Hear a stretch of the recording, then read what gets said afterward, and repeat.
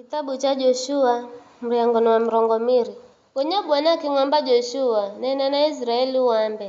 tsagulani midzi ya chimbiriro yarendichilagiza kukirira kwa Musa ili kwamba mtu yeyote andiyelaga ng'wanziwe kwa bahati mbii na bila kupanga adime kuchimbirira kuko na apate urinzi kula kwa iya amale kurihiza kisasi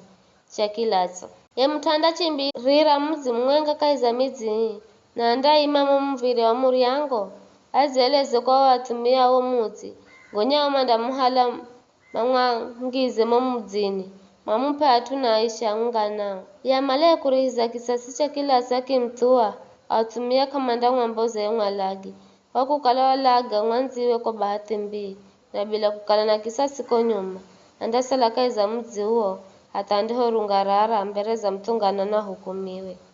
na hata mlombe mboma wakati huo andihofa Gonyanda kalana dima kuya kwako mdzini kaiza wo mdzi aruo chimbira baima kutenga mzi wa Kedeshi ko Galilaya kaiza insi ya milima Nafutali na Shekemu kaiza insi ya milima ya Efraimu na Kiriathi Ariba yani Heburoni kaiza insi ya milima ya Juda konyangamo ya hiri ya Jorodani kuko ng'ombolero wa dzuwa wa Jeriko mautsagula mzi wa Bezeri kaiza nyika kaiza insi tambarare kula kwa mbari ya Rubeni na Ramoti ko Gileadi kula kwa mbari ya Gadi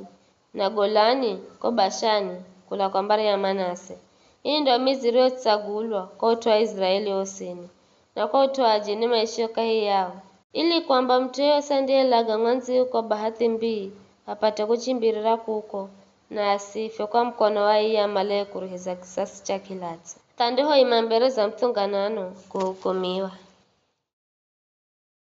Watoto wangu